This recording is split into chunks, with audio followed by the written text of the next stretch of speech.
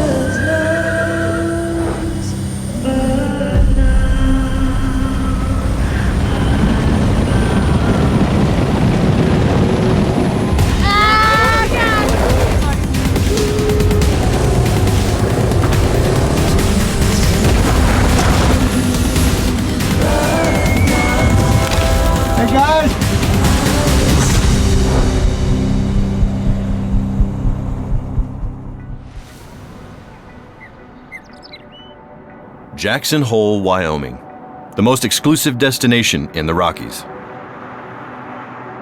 It's America's front door to the Tetons, where inspiring peaks and record-breaking big game are just part of the appeal. All that's appealing about Jackson is summed up in local real estate prices. They remain staggeringly high. Because of its natural beauty and limited private land, Jackson Hole is one of the most coveted real estate markets in the entire country. So putting down roots here means spending $2 million on a home that might go for $250,000 in other parts of Wyoming. For many who want to buck up and buy in, this is the man to see.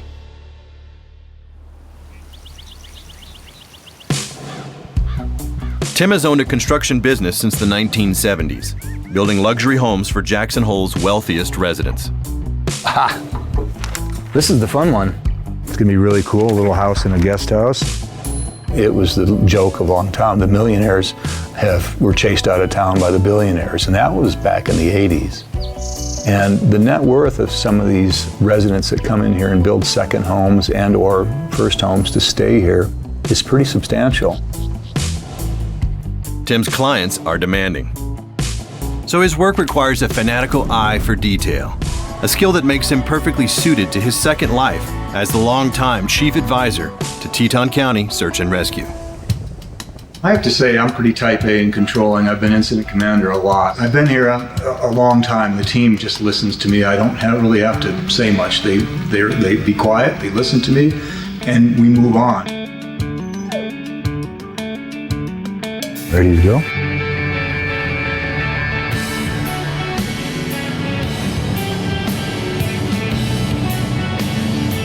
Well, years ago in 1992 in the fall, there was an ad in the paper for volunteers to apply to be on a search and rescue team.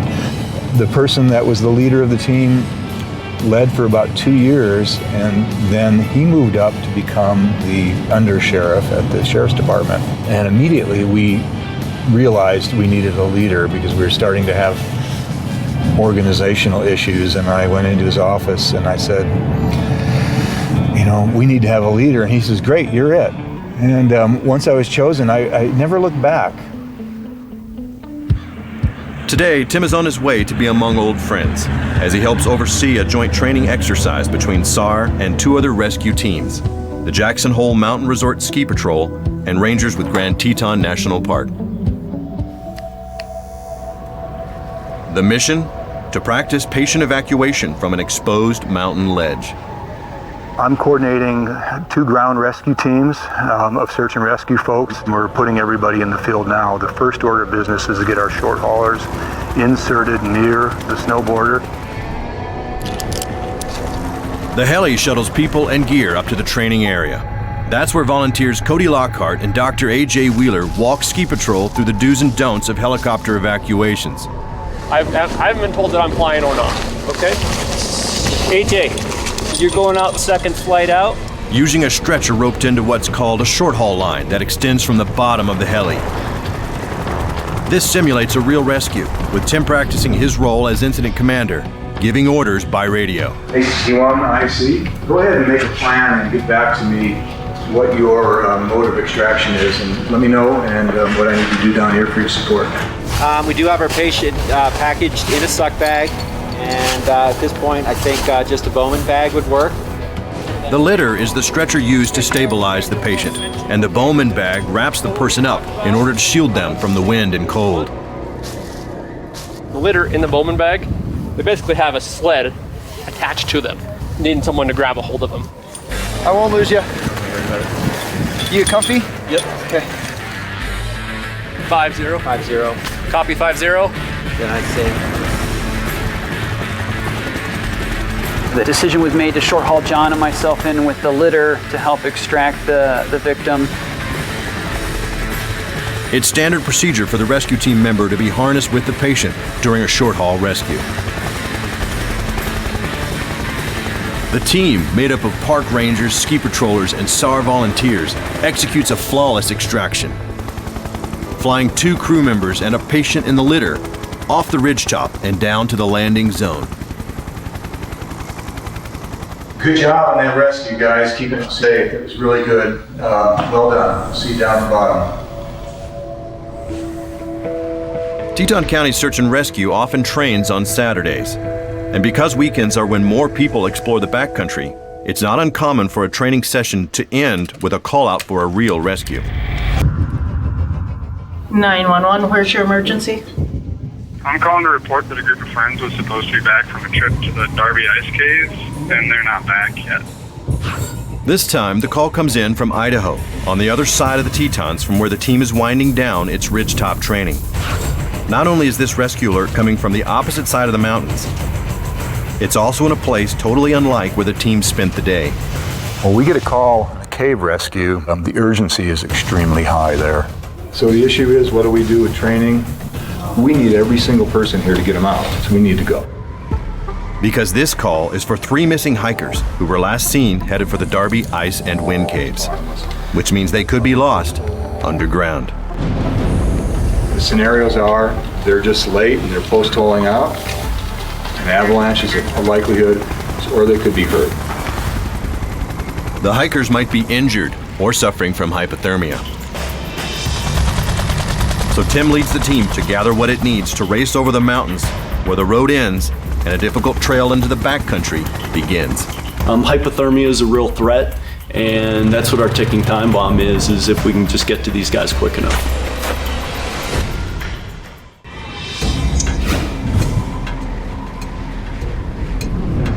Teton County Search and Rescue veteran leader and volunteer Tim Seal Carlin takes over as incident commander, mobilizing the team to go in search of 3 hikers lost somewhere in the area of the Darby Ice and Wind Caves. They know about the cave. As you heard, they're in there chipping the ice plug. They're stuck or lost. The Darby Ice and Wind Caves are a one-way underground cavern system with an upper and lower entrance that sits on the western side of the Teton Crest. That means it's at the edge of SAR's reach and difficult to access.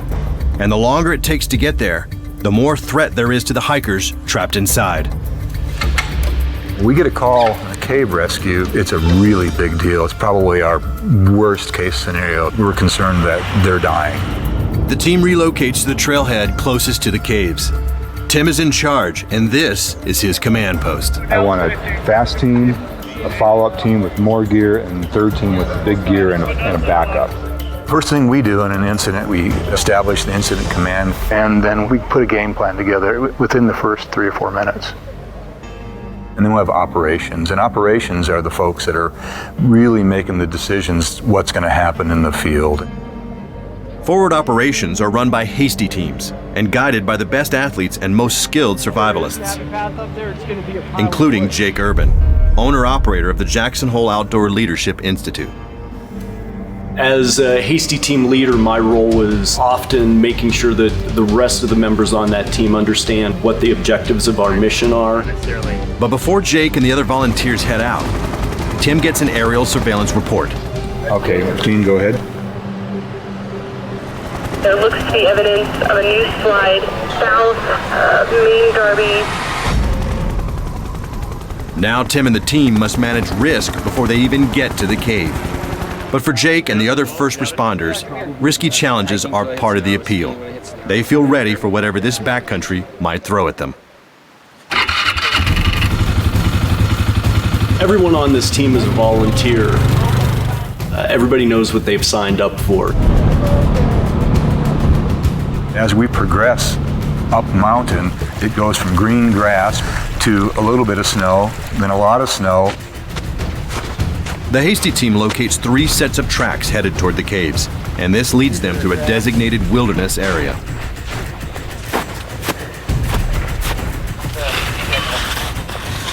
Well, wilderness areas are tough. A long way back from civilization. They have no roads. Gosh, wildlife, bear, terrain that nobody's really been into. Let you know what you think if they actually did go to the ice cave. Hasty 1 copies that. We'll continue on. And we find ourselves being detectives trying to root out all the clues.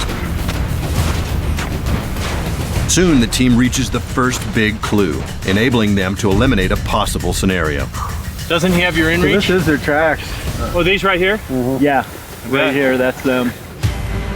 The tracks lead to the upper entrance of the cave system, and not to the lower entrance. So the hikers probably avoided avalanche activity reported near the lower cave entrance by the aerial spotters. Instead, they apparently climbed further, headed for the upper ice cave entry point. This means the hikers could be attempting a demanding through hike of the caverns and might be stuck inside. So the team decides to split up. What do you guys think about trying to stay in these trees, seeing how it holds up in there? By entering through the lower exit, Jake's team hopes to take a shortcut to the lost hikers. All right, are you near or did you already go through the avalanche area? There is no avalanche on this side of the canyon that would affect them. So we're pretty convinced that they're stuck in there at some point. Hypothermia is a real threat, and that's what our ticking time bomb is if we can just get to these guys quick enough. Inside the Darby Ice Cave, there is a serious route requiring 6 to 12 hours underground, where spelunkers navigate an area known as the Maze. It's full of narrow paths and freezing water. And sometimes this route is blocked when the cave water freezes solid. That's what Tim is worrying about back down at Ensign Command. With any luck, we're gonna just do a short little crawl here.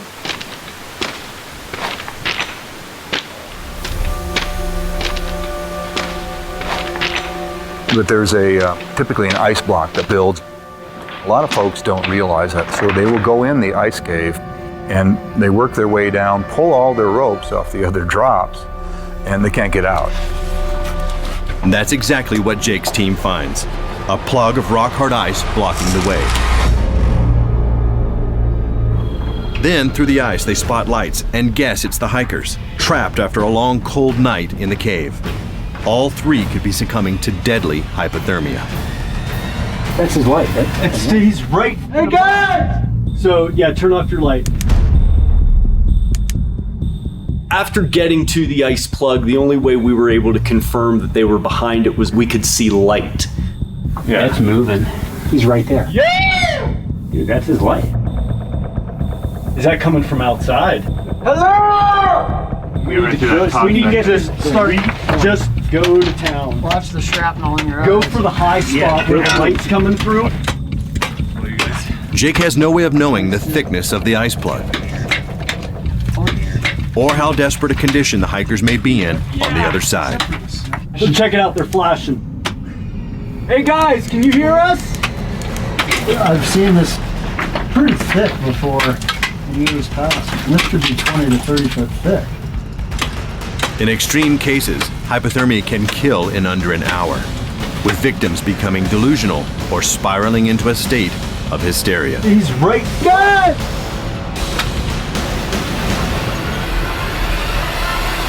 Hello! Hey guys, can you hear us? Hello!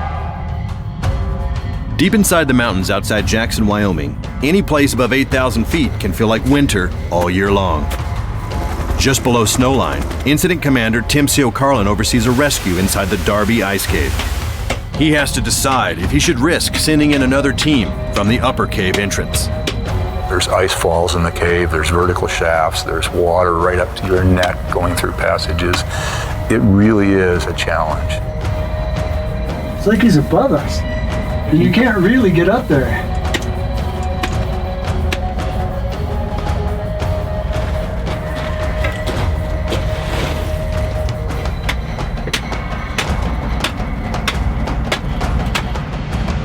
They're chopping on the same side we are. I can see their axe coming down.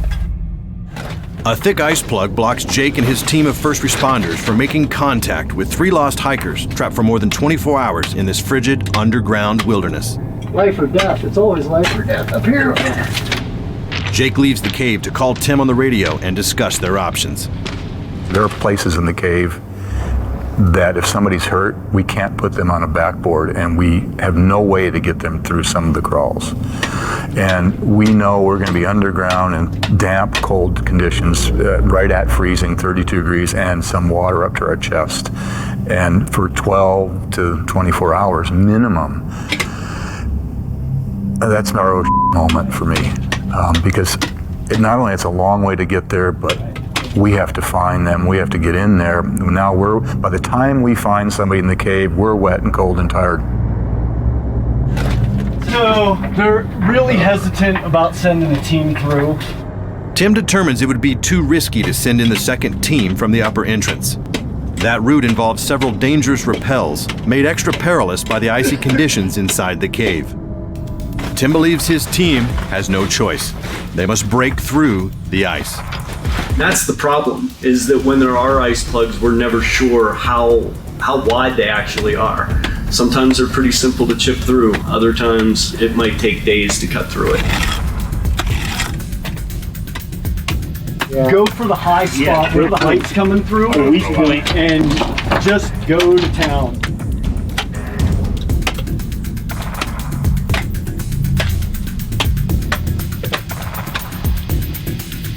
Hey guys, can you hear us? Once we began to break through the ice, water started to come out of it. This thing starts flooding. Get up high. This may not be a good thing.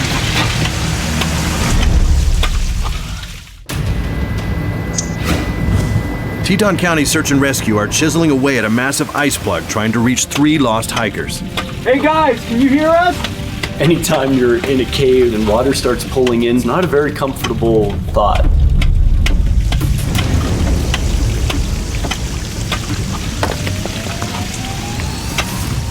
Luckily, the meltwater passes, but it raises new questions about the condition of the lost hikers on the other side.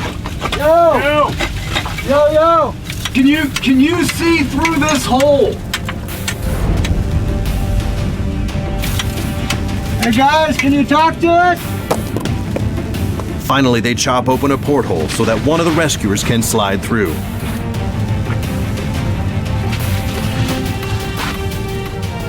Hey, yeah! And they like what they find on the other side. What up, boys? My name's Mike. Ultimately, the party was safe, unhurt, albeit very cold, wet, and tired. Okay, so no medical. Yeah, we're totally fine. Let's start rolling, and you guys all have lights still. Let's get 2 of us down there. All right, I got your keys. Now everyone hustles to get the chilly hikers out into the sunshine.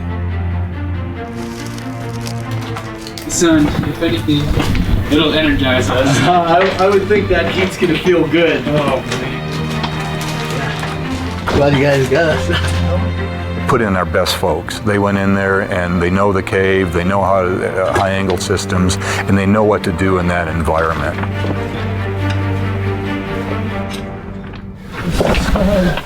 It's so beautiful.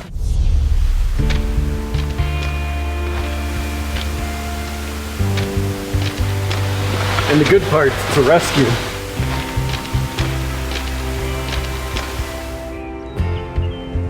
When they reach the mouth of the cave, they radio the good news down to Tim. Good day. Jake is just naturally a good mountaineer and a good leader, and he was the right guy that day. I feel like in my previous EMS work, I've saved lives, but the connection you make with people in this environment is unlike any other EMS opportunity that's out there. Together, Tim and his team savors moments like these, when training, attention to detail, and hard work pay off, and everyone goes home in one piece.